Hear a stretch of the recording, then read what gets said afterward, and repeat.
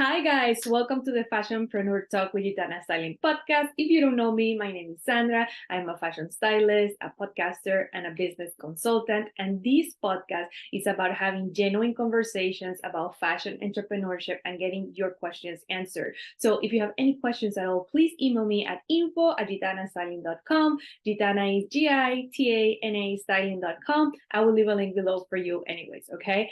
Now, I want to invite you to join us inside our free Facebook group, Fashion Entrepreneur Club Hangout. In there, I answer questions, I share resources, I host events. So if you're interested, I'll leave a link also for you. Last but not least, I have a free resource for you that it's great if you're just starting your business and you don't know, the steps to follow and put together a plan, or maybe you have been in business for a while, but it's not really working well, it's not really working as you expected, then these guides are for you. They're completely free. I'm going to leave a link below. It's just 3 guides that you get via email, and I walk you through the process. You can create that plan that really works for you and your business. Okay, so without further ado, let's just get started with the podcast.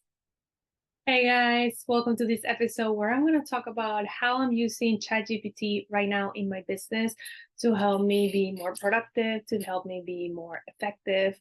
I know there's tons of videos out there. People are asking me, Sandra, are you using ChatGPT and all of that? So I wanted to share how I'm doing it. I do not consider myself an expert in this area, but this is how it's working for me. I'm learning more and more every day. And for me, I've said it before in other videos, it's all about not uh a lot of people are using it to replace their work, or for the chat gpt or whichever ai to create for them. I like creating myself, but I like using chat gpt or these other amazing tools that we have access to increase my productivity, to do things that perhaps they're repetitive, that mindless things that I don't want to spend my time doing that, right? And I see these tools as my assistants, right? Of them helping me, supporting me in being more effective, being more productive, and having, allowing me to focus on the things that are more important, that no one can do, right? That I can only do. And again, using them to support me in that process, right? So the first thing I use it for, I have my list here, is brainstorming. So we all know that thing of sitting in front of your computer, having to write or having to do whatever, maybe an email, maybe you're putting together a video, maybe you're working on the next class or course or whatever it is, right? Maybe you're creating content for your social media, whatever it may be, and you're in front of that blank screen, and you're like, oh, where do I start? So for me, I've learned throughout the years, and I'm a writer. I've written all my life. I studied journalism and TV and stuff. So for me, I always have notes everywhere. Like, I always, in my purse, I have a notepad, and because I don't know, wherever I am, I always get an idea and I write it down. So by the time I do videos, classes, whatever, I have a list of bunch of things to pull from, that are my next steps, that are my next content. So I'm always with that. But I know that not everyone is like that. And I know that some days I just have that muse for writing, right? That you're like, even though I have the idea, I don't want to develop it. Right? So I use Chat GPT, for example, to brainstorm, right? I sit down and I'm like, okay, I'm thinking about creating these kind of posts with this kind of content, with these kind of ideas, and, start going back and forth. Like, I'm back, doing it with a friend, and brainstorming and seeing, what it comes up with and how it compares with my notes, and just, blending in and coming with something even better. So for brainstorming, it's something that I really like using it for. Okay, so especially if you feel stuck in something, right? You can ask. ChatGPT has access to so much information, so for sure it's going to bring you ideas to better your idea or complement your idea, or if you have no ideas at all, of course, give you something to start with, right? So the first thing is that brainstorming. The second thing I'm using it for right now is as my writing assistant. So again, if I'm doing something, if I'm writing to someone that I'm, doing business with and stuff, like I'm on top of those things. I like to write that. I like to write my emails to my subscribers, like all of that stuff. I take it seriously and I like, being the one on top of those things. But when it comes to emails that are repetitive, that are service based, right? Like when someone sends you an email and it has an automatic response, or technical things on the website or whatever, on the online store or things like that, that I don't want to spend my creativity on it, right? Or I just want to do it fast because I have more important things to do, then I'm using ChatGPT as my writing assistant for that. So I ask, hey, I need to write this short email about saying thank you, about purchasing this thing or something like that, right? Something very specific. And it comes out with an email very quickly. Or if it's a form, or if it's something that I have to send that is more on a technical aspect, something very generic, like something that you maybe perhaps buy a template, right, and then adapt to it and things like that, I like to use, or well, I'm starting using this for that. Okay, so for like technical emails, for like automatic responses, for things that are very technical like that, I have started using it for that, and it's saving me time. Okay, and of course, then I have to read it and make sure that it goes with, what I want to say, and it's in the tone that I want to say it. Sometimes you can ask right back and say, hey, I want it to be in a friendly tone, right? I want it to be more intimate. I want it to be like, more genuine, or whatever it may be for you that goes with your brand. You can do that. So, and it works. If it's a simple piece, I don't like I know people are like writing books and all kinds of things with that, or doing whole presentations, and I don't judge, but I like to do those kind of things. I like to infuse my creativity into those kind of things because I want to, whatever I'm putting out there, I want to know what's out there, right? And if people are consuming it, my people, my tribe, right, are consuming it, I want to make sure that what they're consuming, it really reflects, what I'm saying. So I don't use it for that kind of thing. But if it's something technical, if it's something basic, if it's something routine, like just it will be the same again as having my assistant write it for me, right? I'm using it like that. It's my virtual assistant, right? So yeah, so it's my writing assistant. The next thing is research. So I'm using it for research as well, for data, right? If I don't want to go into Google or whatever search engine you use and just compile this information and look here and look there and blah blah blah blah blah, I can use ChatGPT for that. Like, hey, what are the top 5 blah blah blah, what are the top 10 blah blah blah, and just looking at information quicker, and I can ask questions and it answers, right? I think a lot of people are using it for this kind of thing, and I think it helps you.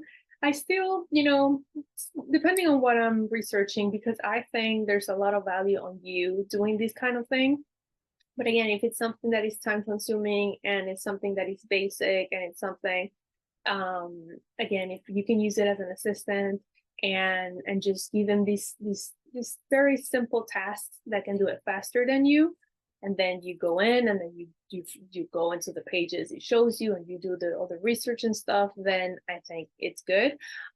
So yeah, for that kind of thing, to pull out things, if I want to see news about a particular topic, if I want to find out how, data about a particular thing, right? You can use it like that as an assistant. So that's saving me time too. Okay. What else? SEO descriptions. So this is something that I'm going to start using it for. I've been playing around, but like I'm thinking about descriptions for your website, descriptions for sales pages, descriptions for your online store, like different things, again, that they're technical, and then you can tell it to add keywords, to add SEO, to do all these things, right? So it's optimized and that it can do a better job than you, right? Or it can know words that you don't know, or it knows the top words that are being used now, things like that. I'm starting to play around with that. Let's see how it does, and let's see how, when I apply that into the different spaces, how, the return is, right? So that's another area that, again, technical things, right? Things that perhaps you don't know. Maybe you are great at SEO, and me as a writer and all the things that I've done all my life, I'm good. I think I'm very good with words and keywords and things like that, but definitely not an expert, right? Like there's a machine that has access to all this information can definitely do a better job. So I like to see what Chad has to say about it and compare it to what I would write about it to improve it and upgrade it. So this is like a side project that I have of starting upgrading some of these different areas in whatever I work with, whether it's the website or the online store, and see how it does and see how it improves and see the data when it comes in, right? So that's another area that you can focus on, okay?